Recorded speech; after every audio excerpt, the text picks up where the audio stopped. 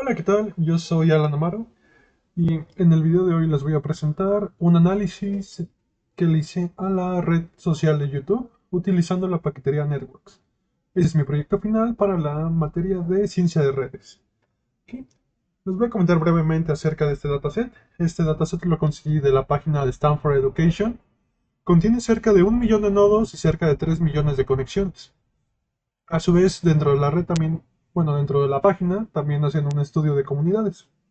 En este caso no voy a explicar acerca de las comunidades, solo de los nodos y de sus relaciones. Para toda la generación de la notebook utilizamos Google Collaboratory en la función de tarjeta gráfica. Eh, para ejecutar esta notebook únicamente es necesario cargarla en Collaboratory e instalar las siguientes librerías. En este caso utilicé NVIDIA QGraphics. Esto es nuevo y nos permite acelerar los procesos de métricas o de ciertas operaciones utilizando tarjetas gráficas. Utilizamos PowerLaw, como se verá más a continuación, instalamos TQDM y demás librerías para el estudio de la misma. Para realizar la carga de la red utilizamos la librería Pandas de Python. Entonces aquí especificamos la ruta de donde están nuestros documentos y aquí podemos visualizar cómo es nuestra información. El archivo es un archivo .txt y aquí lo podemos cargar y visualizar. Aquí vemos que viene el nodo y la conexión con el otro nodo, ¿no? El nodo 1 con el 2, el 1 con el 3 y así sucesivamente. Y en esa instrucción cargamos la red. Aquí le he picado a que cargue la red. Como podemos ver, comienza a cargar la red del archivo pandas. En relación a las propiedades generales de la red, estas consisten en número de nodos, cantidad de enlaces, grado promedio. Aquí lo acabo de ejecutar. Aquí podemos ver que la red contiene cerca de 1 millón de nodos, 3 millones de enlaces. El grado promedio es 2 veces la cantidad de enlaces entre la cantidad de nodos. Como podemos ver es de 5.27. Significa que en promedio cada nodo está conectado con 5 nodos, 5.2 nodos. Aquí estamos obteniendo el clustering para cada uno de los nodos. El clustering nos cuantifica la conexión entre los vecinos de un nodo. En este caso estamos calculando el clustering promedio. Muy bien. Aquí ya calculamos el valor de clustering promedio, fue de 8 por 10 a la menos 2. Dado que la red posee cerca de 1 millón de nodos, obtener el diámetro se vuelve computacionalmente muy costoso. Para realizar una pequeña aproximación, lo que hice fue tomar cerca de 30.000 nodos, los primeros 30.000 nodos de la red, y generar un subgrafo, como se presenta en esta sección. Lo que hice de esta red fue obtener la cantidad de nodos y de enlaces. Como podemos saber, aquí son 30.000 y posee cerca de 200.000 enlaces. Tiene un grado promedio de 17.3 y un clustering promedio de 0.3. Esta medición está sesgada dado que, como veremos más a continuación, es un resultado que adelanto. Los nodos iniciales son los hubs de la red, entonces esta medición no es del todo precisa, o bueno, está lejos de ser precisa, pero es una ilustración de cómo se podría calcular el diámetro de la red, que en esta sección se encuentra calculando. Suele tardar bastante tiempo, entonces aquí voy a cortar el video y regreso cuando haya acabado de obtener el diámetro. Continuando con el subgrafo que habíamos tomado, lo tuve que reducir todavía más de 30.000 a 5.000 nodos, dado que estaba tomando mucho tiempo el obtener la medición de diámetro. Este es solo en la ocasión de que no puedo usar ahorita tarjeta gráfica en Collaboratory, pero en la mayoría de casos se toma menos tiempo.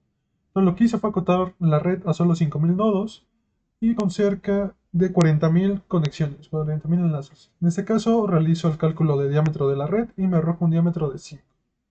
¿Ok? En este caso lo estoy ejecutando, no se debería tomar mucho. Y como podemos observar, el diámetro corresponde a 5 para los primeros 10.000 nodos, no 5.000 nodos. Ese no es el valor reportado. Es importante decir que el diámetro original de la red, considerando el millón de nodos, es de cerca de 20. En este caso, este valor es considerablemente menor, pues es un valor sesgado, pero es el que nos permitimos calcular. En relación a las medidas de centralidad, consideramos dos. La primera es la centralidad de cercanía y la centralidad de intermediación. Consideré estas dado que el carácter de nuestra red es de una red social y la de cercanía nos podría relacionar la importancia de un nodo en relación a la distancia de sus vecinos, que en este caso interpretamos como sus amigos más cercanos o con los que más se comunican, ¿no? La de intermediación es un poco más complicada de interpretar, En el caso de esta red social, la interpretamos como individuos que sirven como un puente de conexión entre diversas comunidades que pueden existir en la red. O sea, personas con distintas amistades, personas con distintos gustos que se relacionan con otros grupos más allá de su comunidad. Y en esta sección realizamos el cálculo para 5000 nodos. También obtenemos las gráficas, medidas de centralidad, y en un momento las muestro. Continuando con las métricas, en este caso ya las calculamos y se ven de esta manera. Lo que podemos decir es que la métrica de cercanía tiene un valor más o menos constante en cada uno de los nodos, varía desde 0.25 hasta 0.48 casi. Si bien este valor no es el mismo para todos los nodos, pues es un valor cercano. En cambio, la intermediación se mantiene nula para casi todos los nodos, como se puede apreciar aquí, la mayoría son cero, sin embargo observamos ciertos picos. Esos picos podrían, o mejor dicho, sugieren la presencia de hubs en la red, dado que tenemos ciertos nodos que son bastante importantes como intermediarios de información, de la misma manera que los hubs de la red. En este caso lo que hicimos fue realizar la gráfica, ese es para 350 nodos, y ese es para los 5000 nodos que estamos considerando como un subgrafo. Como se puede observar, la cercanía sí tiene un valor promedio constante. En cambio, la intermediación es casi nula para todos los nodos, excepto para los iniciales, que tienen una métrica distinta de ser. Lo que hicimos para generar la imagen fue tomar otro subgrafo, ahora de 500, de los primeros 500 nodos. Obtuvimos nodos enlaces y calculamos las métricas tanto de cercanía como de intermediación. Y en ese caso realizamos la imagen. Consideramos el tamaño del nodo como la métrica de intermediación y el color como la métrica de cercanía, crosness central. Y se ve de esa manera nuestra imagen. Donde la imagen se observa de la siguiente manera. La distribución de grado la realizamos de manera análoga a la clase. Lo que hacemos es que iteramos sobre un diccionario de los grados y lo que hacemos es que vamos contando la frecuencia de repetición de cada nodo y su valor máximo que alcanza. ¿Qué es lo que tenemos aquí? Aquí obtenemos los grados, aquí obtenemos los valores del diccionario y las llaves del diccionario. En esta sección obtenemos los valores máximos de cada conjunto. El valor máximo en Y, que representa el valor máximo que se repite de un cierto grado, es de casi 62.000. Y el grado máximo que tenemos en la red es de 28.000. Al realizar la gráfica de la distribución de grado, o bueno, de probabilidad de grado en escala logarítmica en ambos ejes, encontramos lo siguiente. Aquí los resultados sugieren que la distribución de grado o de probabilidad de grado sigue una tendencia lineal decreciente cuando se muestra en escala logarítmica. Aquí podemos observar que para el grado 1 es el que presenta o el que se repite más con el número de nodos, siendo casi de 1.000.000, siendo el grado de 1000 el que se repite menos, apenas para un par de nodos. Si verificamos también la distribución, la frecuencia, en escala logarítmica en el eje Y y lineal en el eje X, lo que observamos es lo siguiente. Sugiere que el grado es cada vez más escaso. Por decir, un grado de casi 30.000 se repite muy poco, apenas para un nodo. En cambio, un grado de 1 se repite para la mayor cantidad de los nodos de la red. Dado que nuestra red se compone de 1.000.000 de nodos y casi 3 millones de conexiones, y lo que observamos puede sugerir que nuestra red sigue la propiedad de mundo pequeño. En cambio, cuando obtenemos la propiedad logarítmica de diámetro máximo, observamos que no se cumple, dado que el diámetro que calculamos era de cerca de 5 y el que obtenemos aquí, que sigue la red, es apenas de 3. De tal manera que no se cumple esa propiedad. En cambio, si consideramos el tamaño total de la red, que es de 1.000.000, junto con el grado promedio, que también calculamos, nos da un valor de 8, cuando el valor reportado es de 20. En este caso, nuestra red no satisface la propiedad de mundo pequeño, y se podrían preguntar por qué, dado que sí posee un diámetro menor en comparación con todo el tamaño de la red. Una propiedad del mundo pequeño es que las redes deben poseer un valor de clustering alto. En cambio, en nuestra red esto no se observa. Nuestra red sigue o posee un valor de clustering de 8 por 10 a la menos 2, es un valor pues bajo. En Cambio, mientras que sí satisface un diámetro menor en comparación al tamaño de la red, no satisface el valor de un clustering alto y por ende no satisface la propiedad de un mundo pequeño. Para realizar la comparación de modelos, vamos a comparar con una red aleatoria, que son las redes de Erdos-Remy, y las redes con independencia de escala propuestas por Barabasi. En este caso, lo que hicimos fue obtener el valor de crossing promedio, que nos dio de 8 por 10 a la menos 2, y lo comparamos con el valor de probabilidad asociado que tendría si es una red aleatoria, que nos quedó de 4 por 10 a la menos 6. Como podemos observar, hay una fuerte diferencia entre ambos valores de cerca de 4 órdenes de magnitud.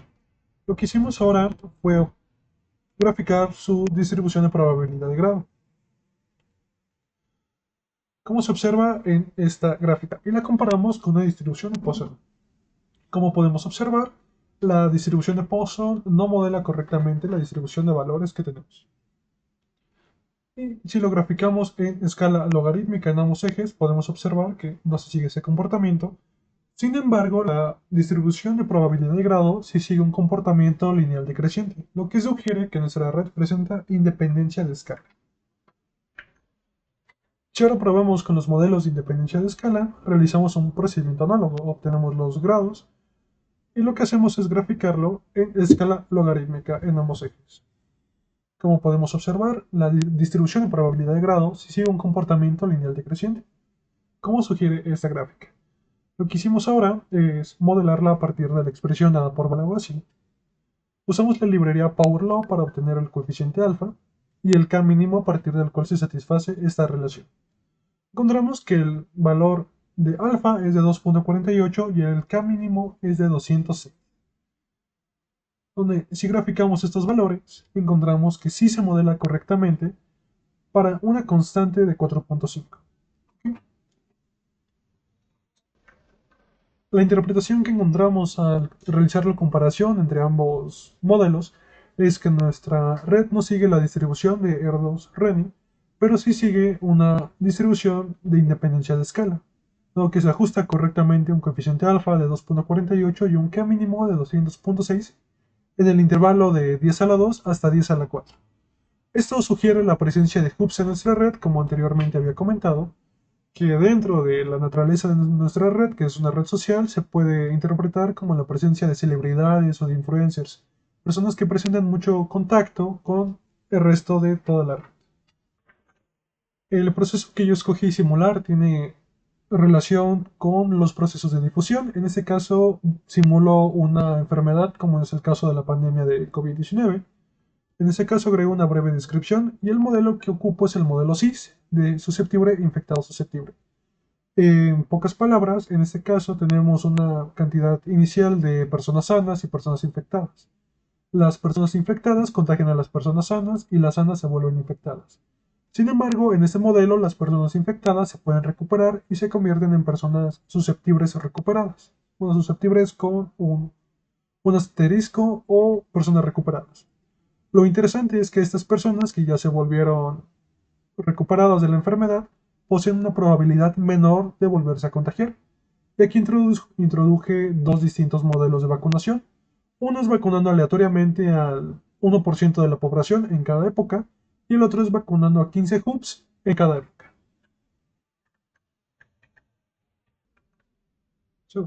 En este caso lo que hice fue aquí agregar los parámetros. En el día 0 colocamos 1% de infectados. Vamos a realizar la iteración en 150 semanas o 150 iteraciones. La probabilidad de pasar de una persona sana a una infectada es del 30%, de una persona infectada a una persona recuperada es del 10%, y la probabilidad de una recuperada a una infectada es del 10%. En cambio, la probabilidad de ser vacunado es del 5%. Únicamente vacunamos a las personas que están sanas o que sean recuperadas, no a las infectadas. En este caso inicializamos los estados y aquí los podemos visualizar. En esta sección inicializamos los estados. Como podemos ver, esta es la cantidad de personas sanas y la cantidad de infectados. El porcentaje de infectados es apenas del 1%. Esta función nos permite contar cómo va cambiando la cantidad de estados en la red. De esta manera asignamos la probabilidad y aquí verificamos el estado. Por decir, el nodo 1 es sano, tiene 12 vecinos el nodo 3 y no tiene ningún vecino que esté infectado. Empezamos a vacunar a las personas a partir de la iteración número 12. Y en esta parte realizamos una conversión para una matriz. Es únicamente para tener una mejor visualización. Y aquí estamos simulando todo el proceso. Como podemos ver, aquí se nos va marcando cómo va avanzando la simulación del proceso. Una vez que ya el proceso de difusión terminó, aquí ya alcanzó el 100% en 150 iteraciones, lo que hacemos es que convertimos los estados a listas y de ahí las convertimos en NumPy arrays y las almacenamos, dado que ese proceso consume mucha RAM y puede que la sesión se colapse. En ese punto, aquí lo que hago es que las vuelvo a cargar ya con una sesión reiniciada y lo que observamos son las siguientes gráficas. Como podemos ver, la cantidad de personas sanas va disminuyendo bastante fuerte conforme pasan las iteraciones. Este es para las primeras 10 iteraciones. La cantidad de infectados aumenta de manera proporcional. Igual podemos observar que la tasa de recuperados aumenta de manera lineal, de manera constante, bueno, lineal, y la tasa de vacunados no aumenta dado que la inicializamos a partir de la iteración número 12. Si realizamos la misma gráfica para todos los meses, que dimos 150, 149, si contamos el cero, lo que observamos es que la tasa de sanos decae rápidamente, la de infectados aumenta rápidamente hasta alcanzar un pico, pero comienza a decaer a partir de que iniciamos la vacunación. Como podemos observar, la tasa de vacunados, que sería este de aquí, empieza a aumentar a partir de la época 12 hasta que alcanzamos casi el 100% de toda la red, el 90% más o menos. Y la tasa de recuperados a su vez empieza a decaer. Eso es debido a que los vacunados ya no se infectan. Entonces la infección, como podemos observar en esta gráfica, va decayendo. En esa sección lo que hice fue convertir los estados a una matriz de colores para que fuese visual observar cómo se propaga la infección.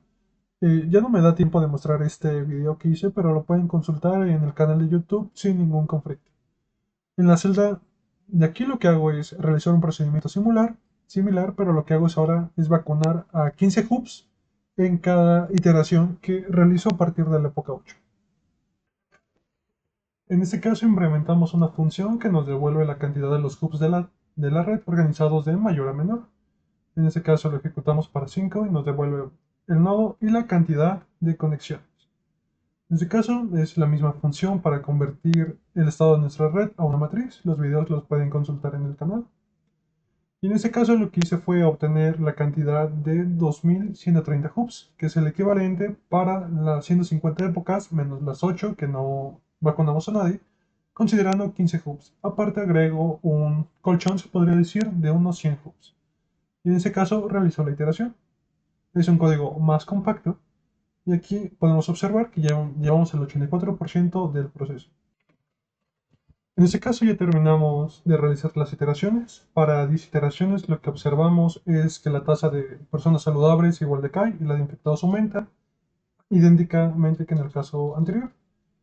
En este caso empezamos a vacunar a partir de la época 8, entonces como podemos observar se da un pico en la cantidad de nodos. Aquí hemos vacunado 1.4, que es una cantidad muy baja en realidad.